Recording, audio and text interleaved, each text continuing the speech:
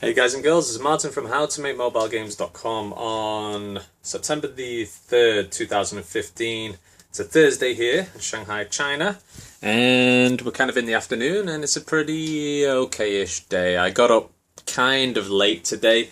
This past few days have just been, sleep patterns have been crazy. My wife is setting up a game office in Bangladesh this week, and we had to she had to arrange a bunch of things, and then I had to stay up really late to take her to the airport, and it messed up my whole sleeping pattern. So yesterday I kind of sleeping pretty late, but I woke up a little bit earlier today, so hopefully it'll be okay.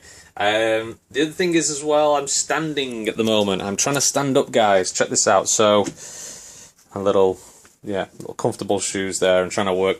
I'm stood up. I just wanted to mention this. I had some back problems this past week, and I've mentioned this a few times on the other videos, but I'm standing up at the moment. So I've got my desk here, and I'm using two VR boxes to prop up my computers, just on a normal desk, because whenever I sit in this chair, sometimes I get really bad back pains, or when I work on the bed, it's a problem.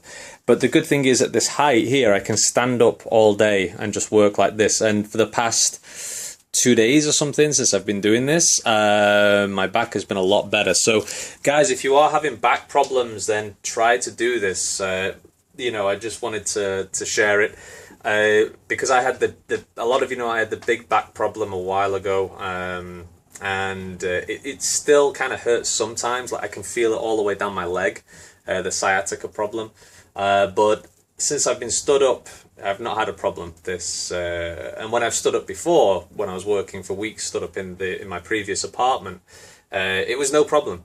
But the goal is that I can also burn fat as well. I know that I get a bit of a stomach growing, and I think it's mainly because I sit down all day and I don't walk around. But I believe I did a little bit of research, and I believe when you stand up, you burn a lot of energy. Or you burn a lot more energy than when you're sat down. So the goal is that I'll just be able to burn fat passively. That's what I mean. It's passive. That's what I like. I don't like going to the gym, to be honest. So passive is better. So anyway, on to this video, guys. This one is a response to Orthwobe. Dude, thank you for being a moderator again in the forum. Awesome, really. And for all the posts and the help, and to everybody else as well.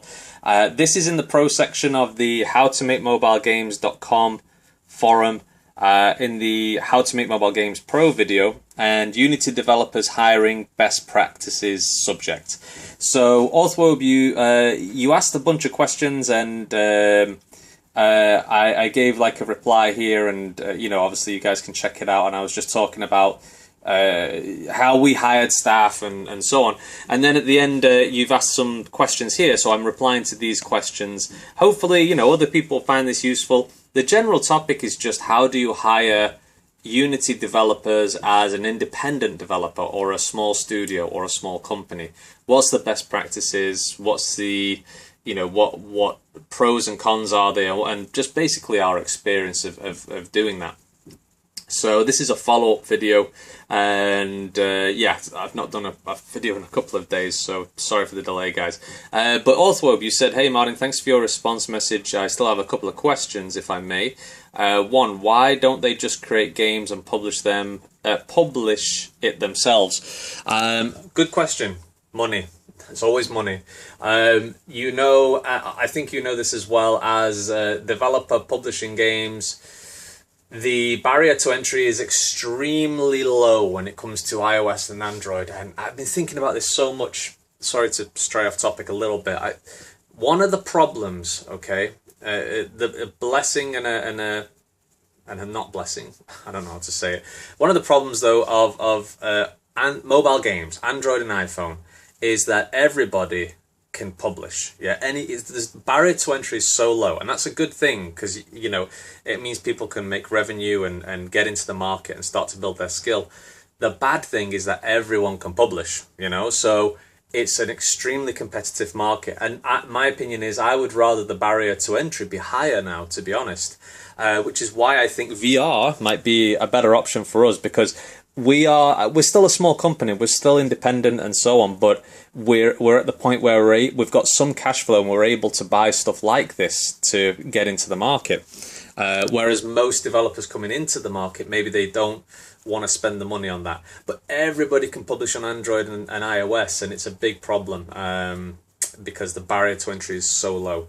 So it's a it's a good thing and a bad thing. But why don't they just create the games and publish it themselves? It's just money. That's what it comes down to every time. Anybody can make a game. Anybody can make an app, but not everyone can get the downloads for it. Not everyone knows how to make money for it. They can't do the artwork. They can't do the ASO, the App Store optimization. They can't do the other marketing like social marketing on Facebook. They don't know what type of games to make. They don't know the quality of games that are required in order to make some money. So all of those factors means that they can publish games all day, sure, but they won't make any kind of stable income. The other reason is that a lot of developers do create their own games, but they don't finish like a complete project themselves. I did this a lot where I would make a game like for halfway through, but I'd never finish a polished game. And I did that quite a lot. But when you offer somebody a salary and they're in a an employer-employee situation, they will get the game done because that's their job. They've got to get it done. So that's why I think it just comes down to money. If everybody could publish the games themselves and make lots of money, then they'd do it. Maybe in the beginning, in the early stages of the App Store, in the early years of the App Store, this would have been much easier. But now, marketing, ASO, getting the downloads, being able to do a good publishing job is like just as important or even more important than developing a good game. So question 2, have you ever done projects with just one developer in 1 week and all went well? Yeah, definitely. That's happened a couple of times. Most of the time, to be honest, games do not make their money back very fast. We are still trying to get the formula right. We're still trying to figure out what works. We're still trying to repeat our successes, and it's really hard because it's not like like a McDonald's burger where once you know the formula, you can just repeat the same burger over and over and just make the same burger. No, because each game has to be a little bit different or we'd be in trouble from the app stores. Plus, we don't know what worked exactly for, like, say, the name of the game or the app icon. So it's an ongoing process to figure out what works well. But yeah, definitely, we've had 1 week situations where games have made like a lot of money back pretty quickly. Here's one example here. This was Dumbstickman 3, which was made by our developer, and I think he might have taken around 1 week or maybe 10 days to make this game. And it's a really simple gravity guy runner. So the guy just runs along, you tap the screen, and he zips up to the top of the screen, and if you tap it again, gravity reverses and he falls down, and you have to avoid all the objects, and there's several levels in it and so on. We were kind of lucky in this one though, but it did make, I mean, this is AppLovin revenue, it made $200 in 1 day there. And it did really well. I mean, this was the first sort of month or so, it was doing really well. $100 every day, 115, 102, 134 and so on, and it quickly went down over here. But this did really well in the first week as well. I mean, this, it jumped up here because I believe AppLovin had a new advertiser on Amazon. This is the Amazon version, by the way, and this is applovin.com ads. Amazon had like a new advertiser, so that's why it had this super jump here. But the game is quite fun, and people will repeat playing it, of course. But even the first few days, I mean, if you look there, let me go there. $14, $20, $20, $22, pretty good. $40. I mean, that's pretty good for one game in 1 day, and then a dip down, and then all of a sudden, boom. So yeah, definitely. The other one is, let me just find it, just to give you another example as well. So that was Dumbstickman 3. This was our other game. This was Dumbstickman 3 on Amazon, also on iOS and also on Android, Google Play. This one is Kill Your Boyfriend, that was released on Google Play, and this was released ages ago. Sorry, my phone is buzzing. Just a second, guys. Let me turn this off. Okay. Sorry about that. So, this was released, ages ago, like, what was this? July last year, August in 2014. And this game did pretty good. Not massive revenue, I mean, in the beginning, but in the first week, I mean, $15, $11, $5, $10. This is just app loving, by the way, guys. This game also had Chart Boost in it as well. $3, $5, and then jumping up to 10, 19, 15, and then boom, it went up.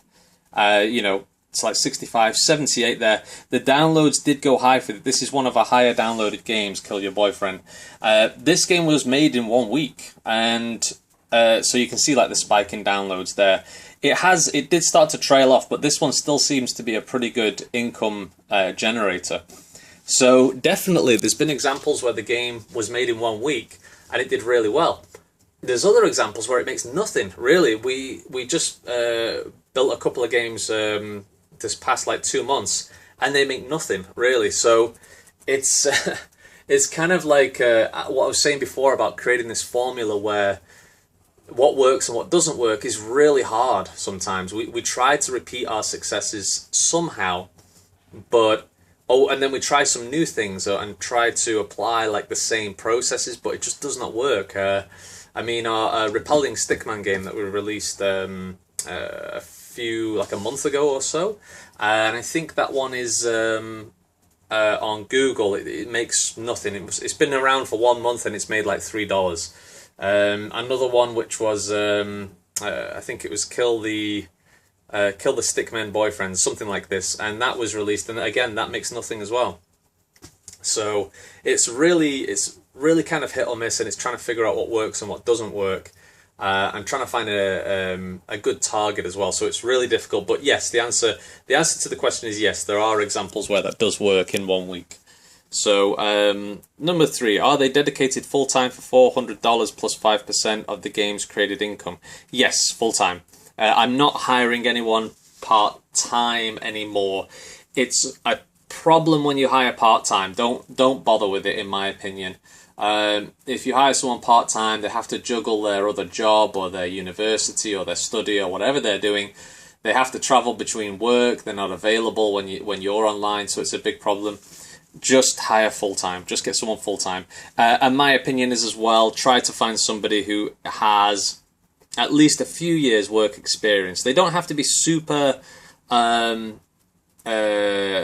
senior programmers, Unity developers, but they have to, have had like a little bit of experience in a job somewhere or in a studio. I try not to hire students at the moment just because they've got a lot of time that they have to dedicate to their exams, and so that's always a bit of a problem.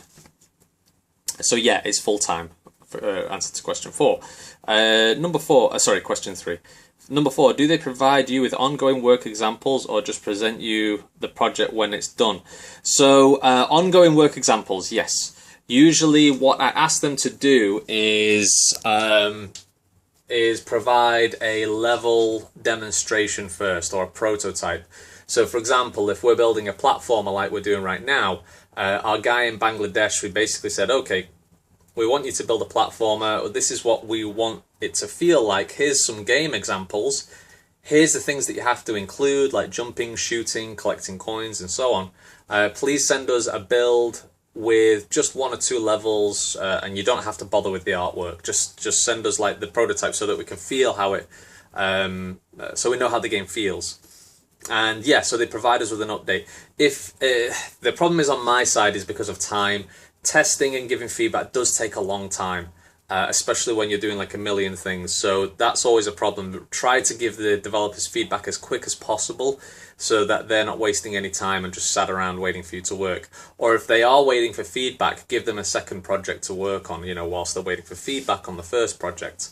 But yeah, they provide like an update, and try not to leave it like 1 week or 2 weeks for one update. Give it a few days and then give you an update, because then you can catch any feedback or any changes that you want to implement early on, so that you don't have to change a lot. So they don't have to change a lot of things later on. So, but yeah, definitely ongoing work examples. Sorry, 5. Ugh, I'm all dry now. Give me some more of my ice. Oh dear, that's That's my strong Starbucks coffee that I've had there, keeping me awake. 5. Before you assign him a project, do you create a specs doc? Usually no. Usually it's just on email, because the projects that we make for Android and iOS are pretty quick now. If it was a big project, then yeah, I would create a specification doc. But because the games are so small, usually what I can do is go online, find a game example, and just say, hey, do this.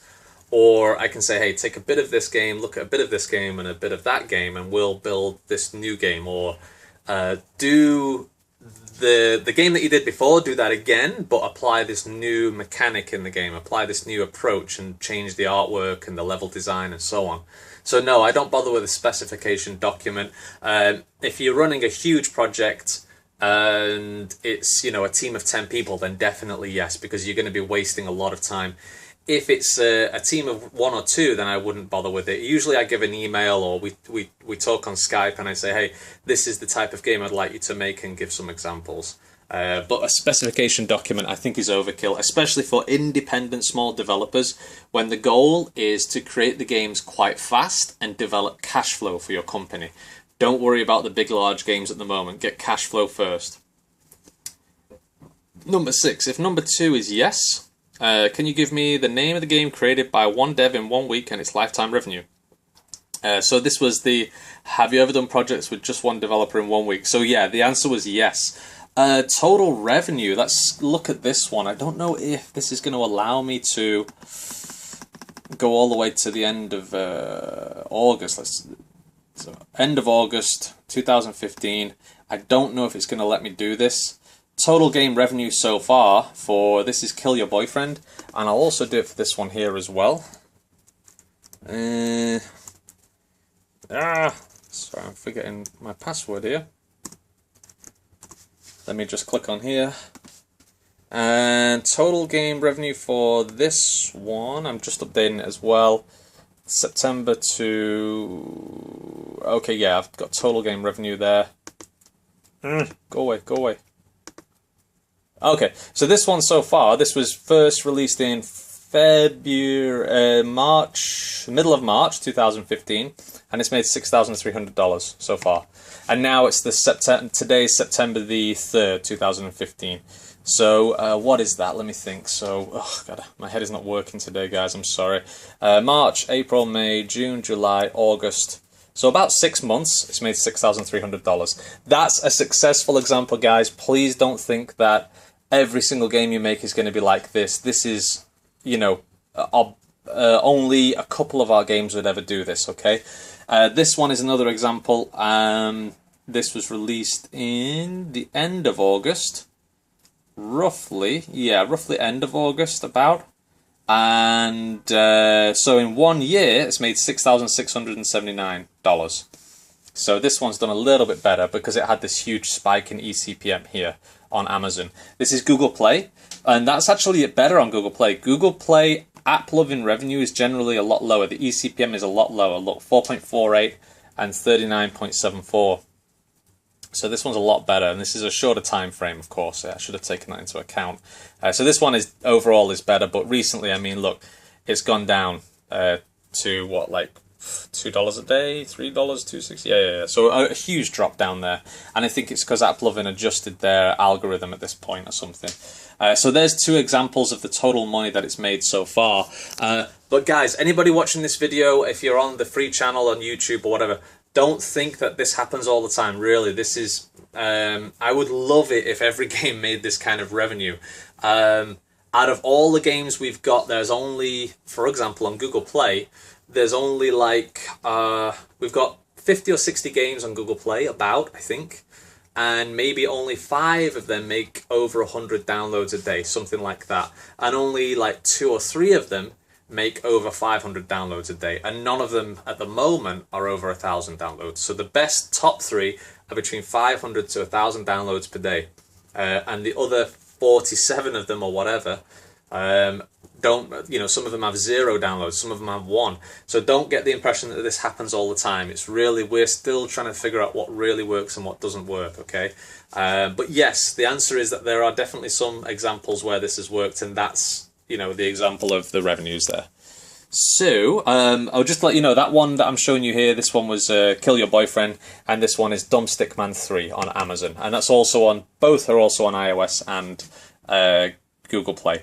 This one, Kill Your Boyfriend, is not on iOS, actually, because they didn't approve it. They said it was too grotesque. Okay. So question 7, do they ever ask for a raise, and how long do they work with you on average? I mean, how long do they usually work before they start looking for another employer? Usually no. I mean, the thing is, yeah, I would probably give like raises every once a year, but the 5% bonus really is part of that raise and part of that incentive. Basically the 5% bonus that we that we offer with Colbert Play and Panda Tap Games for our developers is, an incentive to stay with us long term. And that includes, it doesn't include a raise, of course, but I mean, it's part of the package. You'll make 5% bonus if you make one game, and you make 5% of that game. Once you make 10 games, you make 5% on the 10 games. Once you make 100 games, you make 5% on the 100 games. If you make a hit game that luckily hits the top 10 or something like that, you make 5% on that.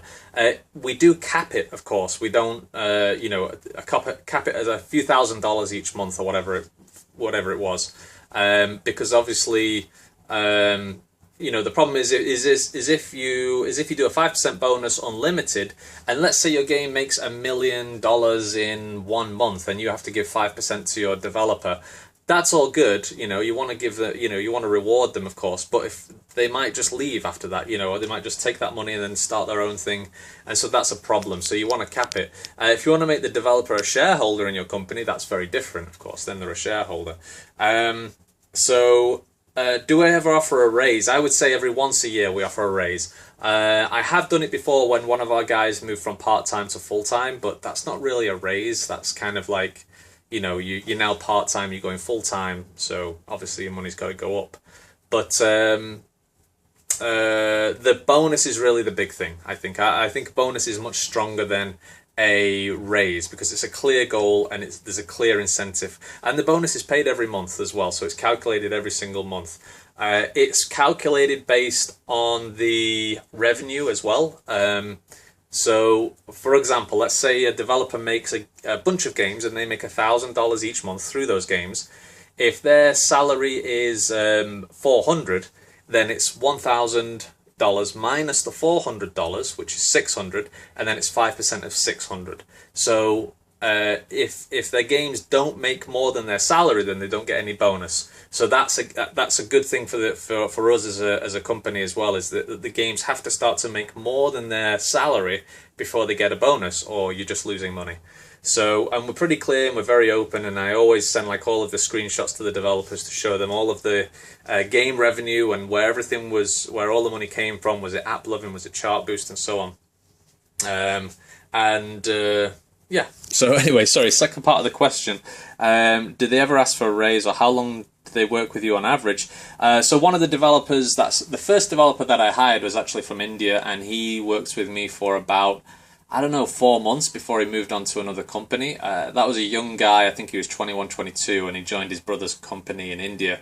And that was sad because he was a great developer. I was very happy to work with him, and he moved on to another company. But that